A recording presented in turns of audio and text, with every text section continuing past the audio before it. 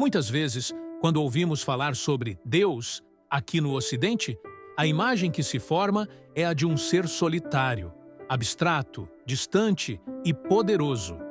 O Criador do universo, que se diz amor, mas também alguém a ser temido e obedecido. Mas esta não é a realidade revelada por Jesus. Jesus encarnou, e em meios a tantas ideias religiosas e distorcidas dos homens sobre Deus, ele revelou um Pai.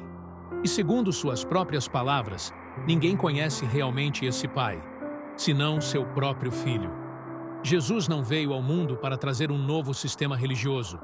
Ele veio revelar a natureza mais profunda de Deus: relacionamento, amor e união. Ele disse: "Quem me vê a mim, vê o Pai." Pai justo, o mundo não te conheceu, mas eu te conheci. Jesus revelou que Deus não é um ser solitário, mas um Pai em eterno relacionamento com seu Filho, em união com o Espírito Santo. A pobreza da teologia ocidental nos últimos séculos é que grande parte da teologia cristã ocidental perdeu de vista a Trindade como realidade central e a revelação mais profunda da natureza de Deus. Sim, os credos foram mantidos. Sim, os seminários ensinam a doutrina da Trindade. Mas a Trindade, em muitos púlpitos, livros e debates, é mencionada apenas de forma cerimonial. Em nome do Pai, do Filho e do Espírito Santo. Ou não passa de apenas uma ideia intelectual vazia e rasa. Poucos compreendem que a Trindade é o coração do Evangelho. Poucos pregam que a vida eterna é conhecer e participar do relacionamento entre o Pai, o Filho e o Espírito. Jesus foi muito claro ao dizer: "A vida eterna é esta, que conheçam a Ti, o único Deus verdadeiro, e a Jesus Cristo, a quem enviaste." 1 João 4,8 diz que Deus é amor. Isso não significa que Deus apenas tem amor. Significa que o ser de Deus é amor. Mas o amor só existe em um relacionamento e união.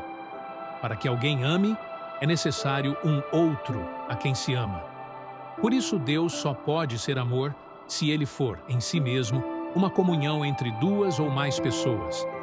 A palavra usada aqui para amor é ágape, o amor que não pensa si em mesmo, que está completamente centrado no outro, em entrega sem condições, amor que sofre com o outro, que se alegra com a alegria do outro. O apóstolo João entendeu que foi isso que Jesus veio revelar, e ele começa sua carta nos levando para quem Deus era antes da criação de todas as coisas. Quem Deus amava, se ainda não havia ninguém criado? A resposta é a Trindade. Jesus declarou: "Pai, Tu me amaste antes da fundação do mundo." Ágape é a natureza eterna de Deus. O Pai amava o Filho por meio do Espírito em total entrega, sem interesse próprio, sem condições, sem esperar nada em troca.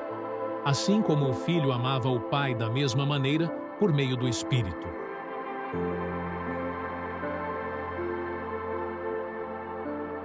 Perder de vista a comunhão da Trindade é perder de vista o verdadeiro Evangelho. Muitos cristãos vivem uma fé pesada, solitária, baseada em desempenho e obras, porque creem em um Deus que espera algo deles. A Trindade não é um mistério intelectual a ser compreendido. É uma realidade viva a ser reconhecida e contemplada. As Escrituras apontam de Gênesis a Apocalipse para Jesus. Ele é o Alfa e o Ômega. Jesus é a revelação máxima de Deus. Nunca haverá revelação mais profunda de Deus do que Jesus revela. Nele habita corporalmente toda a plenitude da divindade. Colossenses 2:9. Esse é o ponto de partida de toda a realidade. A Trindade é um relacionamento eterno de amor. Deus nunca esteve só. Jesus ora: "Pai, glorifica-me contigo mesmo com a glória que eu tive junto de ti, antes que houvesse mundo. Pois tu me amaste antes da fundação do mundo." João 17:24. O relacionamento entre o Pai e o Filho era tão vivo tão transbordante e abundante que o Espírito Santo, o Espírito de Deus, é a própria presença desse amor compartilhado. O Espírito não é uma força, mas uma pessoa divina, viva, que participa ativamente da comunhão eterna entre o Pai e o Filho. O Pai é a origem de tudo. O Pai é a fonte, o princípio de toda a realidade. Não no sentido de hierarquia ou de poder, mas como o iniciador eterno da doação. Ele dá tudo ao Filho, por amor. E ele faz isso desde sempre e para sempre. O Pai ama o Filho e entregou tudo em suas mãos. João 3:35. Os primeiros teólogos gregos usavam o termo pericoreses para descrever a relação da Trindade. É uma palavra que transmite um movimento mútuo de interpenetração e habitação recíproca, sem a perda de sua distinção pessoal. Santo Atanásio declarou: o Pai está no Filho, o Filho está no Pai, e ambos no Espírito. Não se trata de três deuses convivendo, mas de um único Deus em três pessoas, que habitam um no outro, de maneira dinâmica, viva e amorosa. O Pai nunca se torna o Filho nunca se torna o Pai, e o Espírito nunca se torna o Pai e o Filho. União inseparável e distinção. Um só ser, um só Deus. É essencial deixar claro que, desde o início, a visão da Trindade como um relacionamento eterno de amor, alegria, entrega e unidade antes da criação não é algo da nova era ou de teologias modernas místicas. É, na verdade, o coração da fé cristã ortodoxa desde os primeiros séculos da Igreja. Os primeiros cristãos não viam Deus como uma divindade solitária e distante. Eles criam no Deus revelado por Jesus, o Pai, o Filho e o Espírito Santo, em perfeita unidade e comunhão. Policarpo de Esmirna, discípulo direto do apóstolo João, ao ser martirizado, orava: Pai eterno, por meio de Jesus Cristo, teu Filho amado, com quem o Espírito Santo recebe a glória, agora e pelos séculos. Ele já expressava uma oração trinitária, não apenas monoteísta. Irineu de Lyon, discípulo de Policarpo, ensinava que o Pai criou todas as coisas por meio de suas duas mãos, o Filho e o Espírito Santo.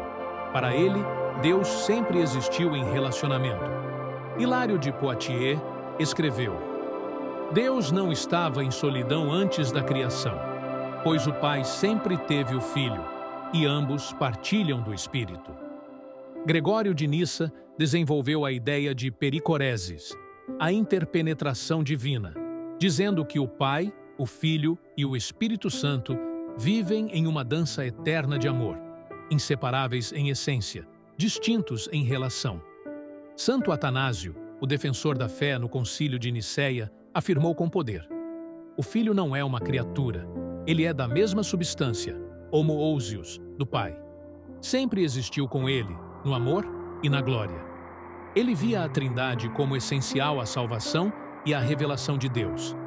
Para esses pais da Igreja, a Trindade não era um apêndice doutrinário, mas o próprio centro da revelação cristã. Tudo emana da comunhão trinitária: a criação, a redenção, a vida da Igreja, o ser humano e o cosmos. Com o tempo, uma mudança começou a surgir na Igreja primitiva. Santo Agostinho, embora profundamente cristão, foi fortemente influenciado pelo neoplatonismo, uma filosofia grega que via Deus como uma unidade abstrata, impessoal e transcendente. Ele começou a descrever a Trindade em termos psicológicos, como memória, entendimento e vontade, reduzindo o mistério relacional a uma tríade interna da mente humana. Isso enfraqueceu a dimensão do conhecimento relacional e encarnacional da Trindade. Essa perspectiva, com o tempo, influenciou profundamente o Ocidente, fazendo com que Deus passasse a ser visto como distante, solitário e apenas funcionalmente trino, não essencialmente relacional. Nos primeiros séculos, surgiu a heresia chamada arianismo, liderada por Ário, um presbítero que afirmava que o Filho era uma criatura, criada pelo Pai, e, portanto, não era Deus em sentido pleno. Ário dizia: houve um tempo em que o Filho não existia. Isso ameaçava toda a fé cristã. Se Cristo não é plenamente Deus, então não temos revelação plena de Deus, nem salvação verdadeira. Diante disso, os líderes da igreja se reuniram em Niceia em 325 d.C., com mais de 300 bispos de todo o Império Romano, liderados por Atanásio, para debater se o Filho era ou não Deus, da mesma substância do Pai. Após um longo debate e discussões, o concílio declarou solenemente: o Filho é da mesma substância do Pai, homoousios. Ele não foi criado, mas gerado eternamente. Ele é Deus verdadeiro de Deus verdadeiro. Assim, o concílio de Niceia protegeu o coração do Evangelho. Deus é uma comunhão eterna de amor, Pai, Filho e Espírito, e essa é a fonte de toda a realidade. Mais tarde, no concílio de Constantinopla, em 381 d.C., também foi declarado que o Espírito Santo é plenamente Deus, consubstancial com o Pai e o Filho. Essas afirmações não são dogmas frios, são testemunhos da realidade relacional de Deus. O Credo de Niceia afirmou: cremos em um só Senhor, Jesus Cristo, o Filho unigênito de Deus, gerado do Pai antes de todos os séculos, Deus de Deus, luz de luz, Deus verdadeiro de Deus verdadeiro, gerado, não criado, consubstancial ao Pai. O que significa gerado, não criado? Criado significa feito do nada, em um ponto no tempo. Gerado, na teologia trinitária, significa que o Filho procede eternamente do Pai, como luz que procede do Sol, sem começo, sem separação, sem inferioridade. Vamos explorar alguns versículos que declaram essa verdade sobre Jesus. João 1:1-3. No princípio era o Verbo, e o Verbo estava com Deus, e o Verbo era Deus. Ele estava no princípio com Deus. Todas as coisas foram feitas por intermédio dele, e sem ele, nada do que foi feito se fez. João 5:26. Assim como o Pai tem vida em si mesmo, também concedeu ao Filho ter vida em si mesmo. Hebreus 1:3. Ele, o Filho, é o resplendor da glória de Deus e a expressão exata do seu ser. Colossenses 1:15-17. Ele é a imagem do Deus invisível, o primogênito de toda a criação, pois nele foram criadas todas as coisas nos céus e na terra. Ele é antes de todas as coisas, e nele tudo subsiste. João 8:58.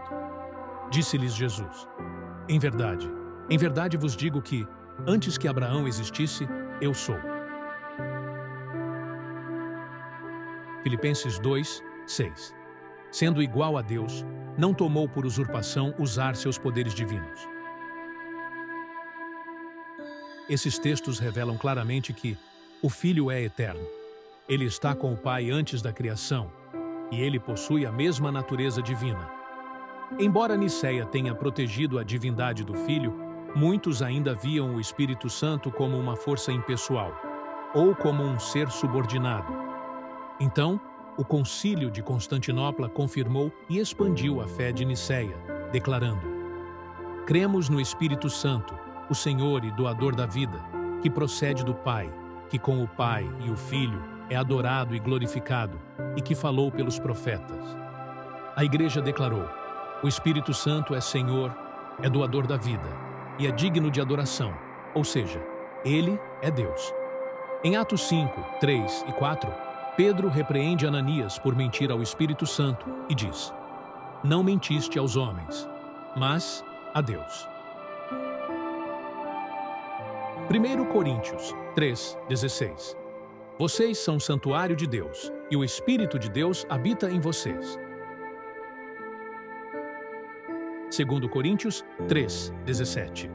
O Senhor é o Espírito, e onde está o Espírito do Senhor, aí há liberdade. João 14, 16 e 17. E eu rogarei ao Pai, e ele vos dará outro Consolador, para que esteja para sempre convosco. A palavra outro, aqui, significa da mesma natureza, como Jesus. Existem vários versículos que mostram que o Espírito Santo é uma pessoa, que ele fala, conduz, ensina, testifica e até mesmo se entristece, como diz em Efésios 4:30. Portanto, falar da Trindade como relacionamento eterno de amor não é algo novo ou subjetivo. É a fé cristã mais antiga e profunda. Negligenciar isso é perder a beleza do Deus revelado em Cristo. Reduzir a Trindade a um conceito é como olhar para uma chama e enxergar apenas calor, sem ver a dança, a luz, a vida. A Trindade é o fundamento principal para entendermos o porquê Deus nos criou, o porquê Deus nos salvou de nossos pecados e o que é salvação e pecado sob a luz da Trindade. Olhar para Jesus é olhar para o Pai. Ninguém conhece o Pai, senão o Filho e aquele a quem ele revelar. Ele é o caminho que revela o Pai em nós. Ele é a verdade mais profunda sobre Deus. E ele é a vida da Trindade se expressando e se revelando na humanidade. Não perca os próximos episódios. Não se esqueça de curtir, comentar e compartilhar esse vídeo com o máximo de pessoas possíveis. Cristo em vós é não só a esperança, mas a certeza da glória.